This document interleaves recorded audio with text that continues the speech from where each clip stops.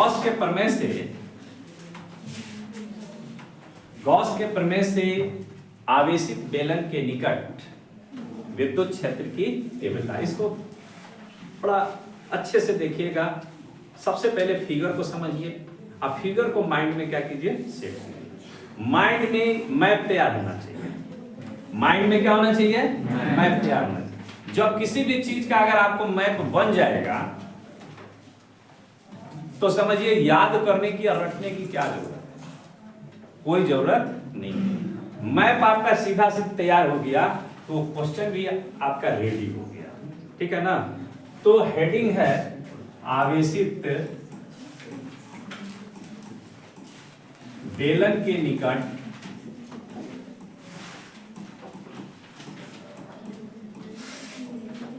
किसी बिंदु पर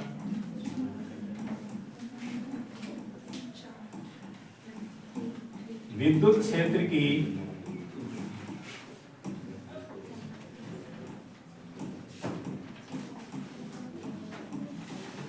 तीव्रता, electric field intensity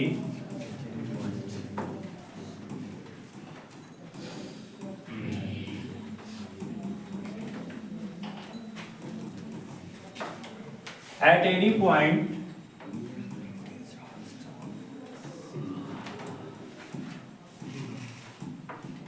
near the charge cylinder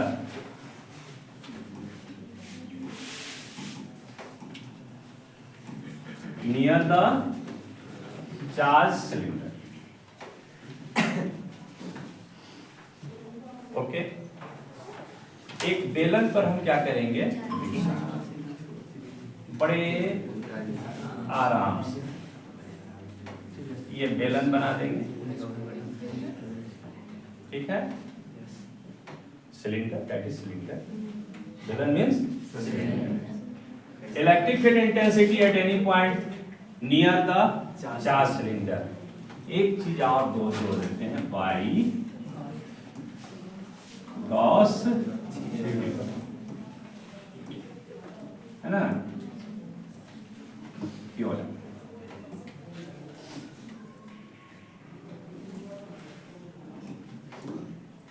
Gauss theorems, किससे, इसमें भी गॉस के नियम से। इलेक्ट्रोस्टैटिक्स में जानते हैं गॉस जो है बॉस है, boss is boss, main boss ही है। नहीं कहते कोई एरिया का कोई बॉस रहता है, बाढ़ के बॉस, हाँ। तो जैसे यहाँ के कोई बॉस हैं बाढ़ के, तो इलेक्ट्रोस्टैटिक्स में बॉस कौन है, गॉस।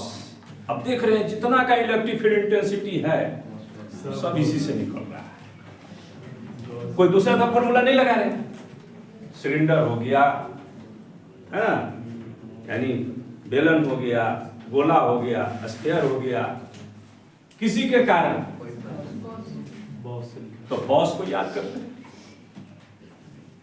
अब कौन है बॉस, बॉस, हाँ। कौन है बॉस, बॉस। अब ये है देखो, बड़ा सा जरूरी ना है रे, याद एक गॉसियन तल पर क्या करेंगे, बड़े आराम से। ये है पॉइंट P, आई कितना एक्सिस से दूरी, आई से हम आवेशित कर दिए Q चार्ज, इसके सरफेस पर है ना, एयर। देखते हैं इसकी लंबाई को हम क्या मान लिए, L, लंबाई L, और त्रिज्या को क्या मान लिए, कैपिटल R। यहाँ से अर्थ से इसकी दूरी क्या है, D। यहीं पे हमको इलेक्ट्रिक फील्ड इंटेंसिटी का मान क्या करना है, निकालना है। तो निकालने के लिए हम एक गॉसियन तल पर क्या किए, विचार, आज जो कि P बिंदु से होकर के जाता है। यहाँ तो कोई दिक्कत नहीं है ना। तो देखिए सिलेंडर माने दैट मीन्स ये क्या है, सिलेंडर की आकृति, अगर हम गोला लिए थे तो गोला की आकृति में कोई परिवर्तन नहीं, सब जगह कर्व ही है, एक जैसा सरफेस है। लेकिन जब हम सिलेंडर की बात करते हैं तो इसमें सरफेस दो तरह का है, ये प्लेन सरफेस, ये प्लेन सरफेस, और दैट इज कर्व सरफेस, वक्र तल, समतल तल, समतल तल, और ये वक्र तल। अब इस पर विचार करना है, यही तो आपका गॉसियन सरफेस है। विद्युत क्षेत्र की तीव्रता क्या है? इस तल के लंबवत है, इस तल के लंबवत है, ऐसे ऐसे। तो जब विद्युत क्षेत्र की तीव्रता इधर है तो समतल तल पर हम अगर विचार करें तो इसका एरिया वेक्टर किधर है? ऊपर।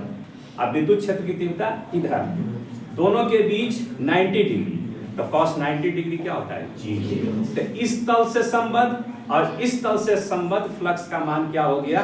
जीरो। तो केवल फ्लक्स क्या होगा? वक्र तल।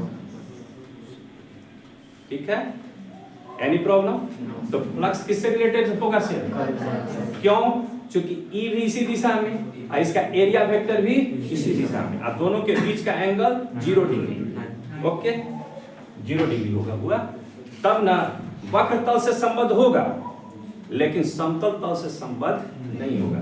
तो यहाँ पर आपका ये जो तल है इसका एरिया हम अगर मान लें dA, तो ऊपर की ओर आप विद्युत क्षेत्र की तीव्रता इधर 90 डिग्री, यहां भी इधर और dA नीचे, कितना?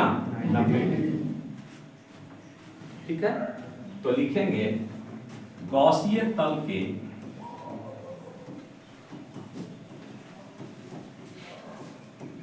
समतल तल से संबद्ध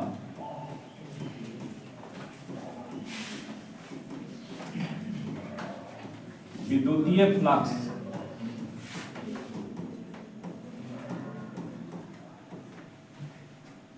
का मान क्या हो जाएगा? जीरो। इससे संबंध फ्लक्स का मान क्या हो जाएगा? जीरो। अब लिखेंगे वक्र तल से संबद्ध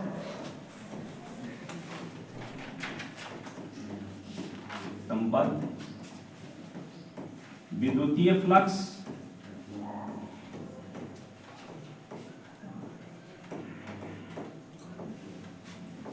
फाई बराबर E इंटू, अब वक्र तल का क्षेत्रफल क्या होता है आपको मालूम है? पूरा क्षेत्रफल देख, वक्र तल प्लस ये जोड़ देते हैं तो पूरा संपूर्ण तल का हो जाता है, लेकिन वक्र तल का क्या होता है? 2 पाई r इंटू एल। एच की जगह क्या लिए है? एल। तो लिखेंगे E इंटू 2 पाई r इंटू एल।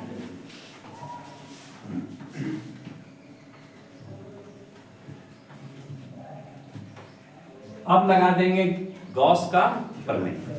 किससे? गॉस के प्रमेय से। गॉस के प्रमेय से।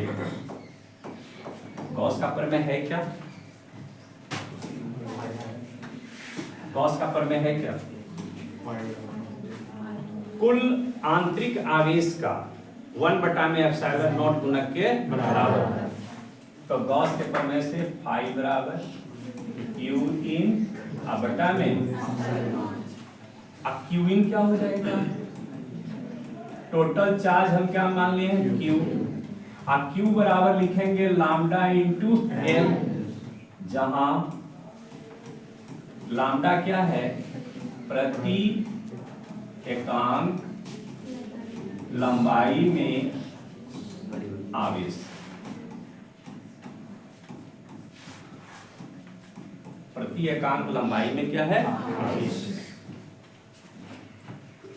इसलिए फाई बराबर होगा लैम्डा एल बटा में एप्सिलॉन। इसको हम फर्स्ट मान लेंगे और इसको हम सेकंड मान लेंगे। समीकरण फर्स्ट तथा सेकंड से। ओके, ई इंटू 2 पाई आर एल बराबर लैम्डा एल बटा में एल एल कैंसिल, तो ई बराबर क्या लिखेंगे, लैम्डा बटा में 2 पाई एप्सिलॉन नॉट बड़े आराम से। यही आया एक्सप्रेशन। तो ये चीज ऑब्जेक्टिव में भी तो पूछा जा सकता है। ओके, क्लियर हो गया? एक बार और देखिए, एक बार और देखिए।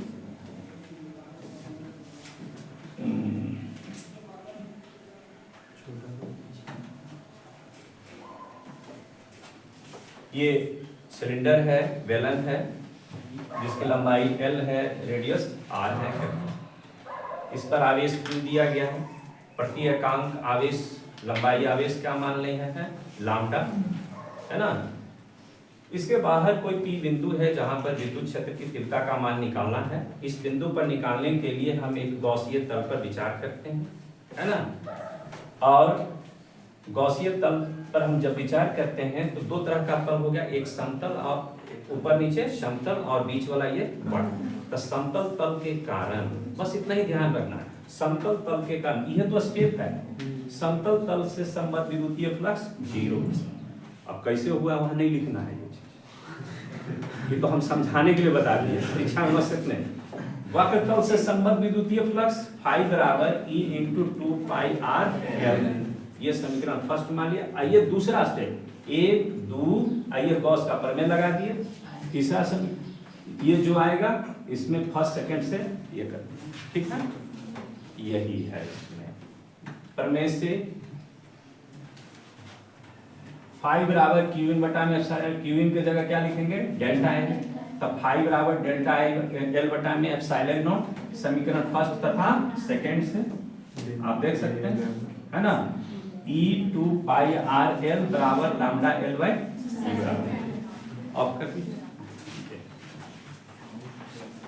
ठीक है।